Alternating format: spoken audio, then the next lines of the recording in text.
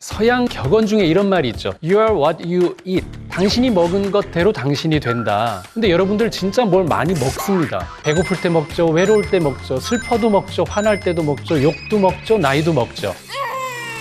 그러니까 결국은 먹다 끝나는 일이에요. 근데 우리 몸의 장은 그 먹는 거 감당하느라고 너무 힘들어요. 놀라지 마세요. 욕을 먹어도 그걸 누가 감당하느냐? 장이 감당합니다. 지나친 것은 부족한 것만 못하다는 말처럼 과잉으로 유입된 음식이 독으로 변해서 우리 몸을 공격합니다. 그러면 내 몸속의 면역력 창고인 장 건강 지키는 법을 지금부터 읽어드리도록 하겠습니다.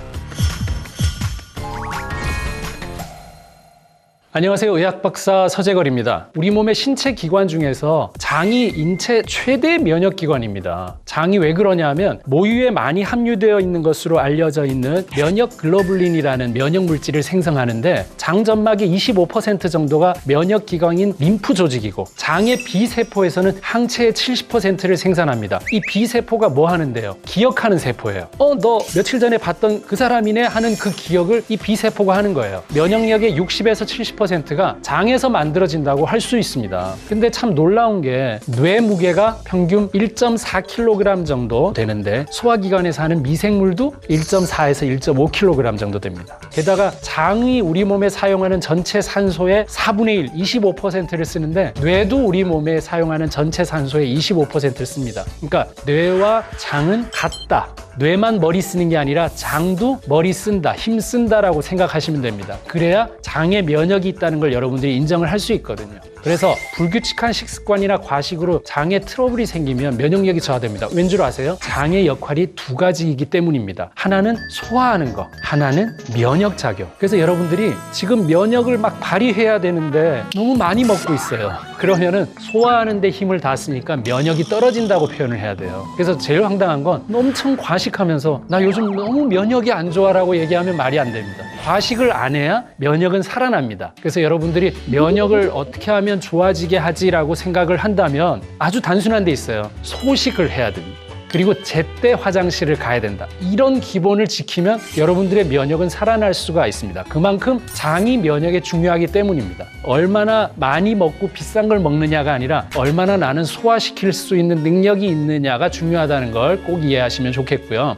장은 몸 안에 있지만 외부하고 연결되어 있는 기관이에요. 실제 입이랑 항문은 관으로 연결되어 있으니까 속에 들어있는 것처럼 보이는 바깥 세상이에요. 속에 있는 밖이기 때문에 이런 피부로 되어 있지 않고 점막으로 둘러싸여 있어요. 이 점막. 이 점막은 뭐냐면 점액질이 분비되는 막.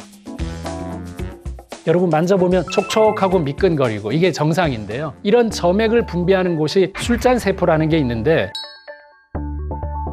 끈끈하고 미끈거리는 점액을 계속 만들어서 어떤 이물질이나 이런 게 들어오는 걸 못 들어오게 차단하는 거하고 또 한 가지는 흡수가 잘 되게 하는데 또 이 점막이 작용을 하게 되죠. 그리고 점막에는 멀트라고 하는 면역 방어막이 있는데 평소에 IgA 항체를 만들어서 외부에서 세균이나 바이러스 들어오면 둘러싸서 힘 못 쓰게 하는 그리고 염증성 항체의 활성을 방해해서 염증을 줄이는 항염작용을 하는데 이런 것들이 미생물들에게 자극해서 일일이 과민 반응하지 않도록 전체한테 알리고 이런 것들을 합니다. 우리가 매일 먹는 음식이나 우리 몸에 사는 체내 유익균이 우리한테는 이로우니까 얘네들까지 공격하면 안 되잖아요. 그래서 IgA 분비에 문제가 있으면 점막에 다 감염이 생겨요. 그러면 축농증, 중이염, 기관지염, 폐렴, 또 심지어 감염성 설사 같은 질병에도 잘 움직일 수 있습니다. 그리고 패스트푸드나 밀가루 음식이나 가공식품이나 기름진 음식들을 먹었는데 문제는 변으로 배출될 때까지 시간이 너무 많이 걸린다는 거죠. 그래서 가스 차고 아랫배 묵직해지고 변비 생기고 하면 계속 붙어 있게 되죠. 그러면 이 염증이 궤양으로도 변할 수가 있고 또 급기야는 대장암까지 걸릴 확률을 높이게 만들 수도 있습니다. 그러면 장 면역을 유지하기 위해서는 음식 잘 먹고 잘 소화해서 속을 편하게 지키면 되는데 그래서 저는 장 면역을 속 면역이라고 부릅니다. 음식물을 씹어서 위에서 분해하고 소장에서 영양소를 흡수하고 대장에서 변 만들어 배출하면 끝입니다. 이 네 박자 잘 지켜도 장 건강할 수 있습니다. 그래서 소화의 원리를 이해하고 잘 소화시키는 방법을 터득하는 게 중요한데, 소화하려면 먼저 뭐 해야 되느냐? 입에서 꼭꼭 씹어야 됩니다. 늘 얘기하는 건데 씹는 건 너무 중요합니다. 씹으면 침이 나와서 침에 있는 아밀라제라는 효소가 탄수화물을 분해하죠. 그래서 여러분이 밥보다 죽이 소화가 잘 되고 죽보다 미음이 소화가 잘 되는 건 입자가 작기 때문이죠. 그 과정을 내가 안 하면 누가 한다고요? 위가 죽어라고 해야 됩니다. 근데 그 위가 너무나 많은 양의 일을 하다가 지치는 걸 뭐라 그러냐면 위경련 났다라고 얘기하고, 위경련이 오래 지속되면 음식이 밑으로 안 내려가고 역류하게 됩니다. 그래서 역류성 식도염이 됩니다. 그래서 나 왜 그렇지라고 생각하지 마시고 결국은 잘 씹지 않아서라고 생각을 하셔야 됩니다. 그리고 위산은 여러분들이 나이 들수록 줄어들기 때문에 감식초나 매실액 같은 거 좀 희석해서 식사 전에 아니면 식사 중에 드시는 게 좋은데, 보통 소주잔 중심으로 50cc라면 10cc 정도를 식초, 그리고 나머지 40cc를 물을 넣어서 희석해서 드시는 게 좋겠고요. 여러분들이 아침을 샐러드를 즐겨 드신다면 발사믹 식초로 드레싱을 하는 것이 좀 도움이 될 수 있습니다. 그리고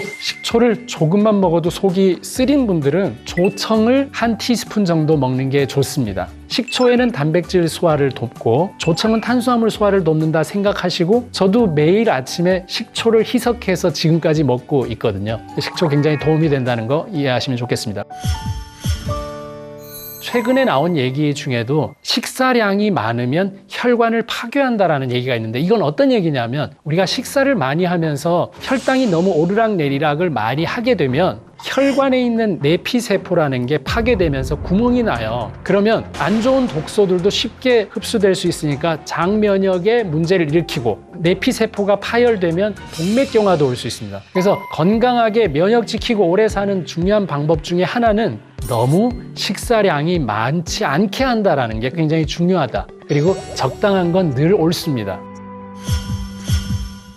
속면역을 튼튼히 하는 마지막 수비수는 바로 유산균입니다. 음식이 입으로 들어오는 것이 중요한 게 아니라 내 몸에 흡수되어야 영양분이 되고 면역에 도움이 되겠죠. 음식이 입을 통해서 들어와서 식도, 위를 거치는데 위까지 도달한 음식은 우리 몸에 들어온 게 아니라 분쇄하는 기능을 하고 있다. 토해버리는 건 위까지 왔을 때 토하는 거죠. 그래서 이게 분쇄가 돼서 소장까지 내려갔다. 드디어 우리 소장이 너 들어와, 너 대장으로 나가서 항문으로 나가, 이걸 결정을 해주는 거예요. 그러면 소장에 사는 누가 하느냐 했을 때 그 누군가가 장내 유산균이기 때문에, 유산균이 부족하면 소화장애 오고 영양분도 좋은 것 흡수도 못해요. 그래서 장이 안 좋다는 말은 유산균이 부족하다, 유산균이 불균형하다, 이렇게 이해하실 수 있고, 유산균이 우리가 알고 있는 것보다 훨씬 많은 역할을 합니다. 신경 전달 물질을 분비하라는 신호도 보낼 수 있고요. 또 우리가 행복 호르몬이라고 하는 세로토닌도 80에서 90%는 장에서 만들어지잖아요. 여러분 언제 기분 좋습니까? 맛있는 거 먹고 배부를 때 기분 좋죠. 그러니까 그 기분이 뇌가 결정하는 게 아니라 장이 결정할 수도 있다는 걸 꼭 기억을 하시고, 발효된 음식이나 유산균을 보충하면 장 건강을 지킬 수가 있다고 생각하시면 됩니다. 소장은 3단계로 구성된 3단 변신 로봇이라고 저는 얘기를 하고 있는데, 예를 들어서 소장에서 육모라고, 여기서 흡수하는 건 지방 흡수하고, 중간에서는 포도당 흡수하고, 제일 안쪽에 있는 곳에서 아미노산 흡수를 하고 줄기세포가 만들어지는 곳입니다. 그래서 이 소장이 제대로 흡수 기능을 하려면 따로따로 이렇게 놀아야지 좋습니다. 그래서 우리가 머리 떡져 있다 그렇게 얘기하죠. 그러니까 떡져 있으면 소장이 기능을 못하면 영양분 이 세 가지를 골고루 흡수하지 못합니다. 소장에 때가 껴 있으면 안 좋다는 거죠. 때를 훔쳐내는 게 뭘 하느냐? 식이섬유가 하거든요. 그래서 식이섬유 먹는 게 너무 좋은데, 그게 바로 장 면역을 지키는 채소 먹는 법입니다. 그러면 생으로 먹어야 돼요? 아니면 삶아서 먹어야 돼요? 또 이거 물어보시거든요. 정답은 둘 다 먹어라. 그렇지만 생으로는 흡수율이 낮고요. 삶아서 갈아서 먹으면 흡수율이 높아지기 때문에 이 두 가지를 같이 먹는 게 사실은 좋습니다. 왜냐? 식물도 뼈가 있다는 걸 아세요? 이 뼈가 바로 섬유질이거든요. 장내 유익균이 그 섬유질을 먹고 자라거든요. 먹이가 되니까 또 좋죠. 그래서 삶은 채소 주스 한 잔으로 장 근육을 강화하고 소장의 찌꺼기 잘 제거되니까 장의 연동 운동을 촉진하면 가스도 잘 안 차고 잘 배출이 될 수 있고 속도 편해지고 장 면역을 지킬 수 있겠죠. 장이 변 보는 곳이다 라고 과거에는 생각했지만 이제 음식이 뇌를 만나는 곳이 바로 장이라고 생각하시고 면역의 70%가 장에 있다는 걸 꼭 기억하셔서 내 장을 보호하려면 소식하면서 면역을 택하는 여러분들이 되시는 게 제 희망입니다.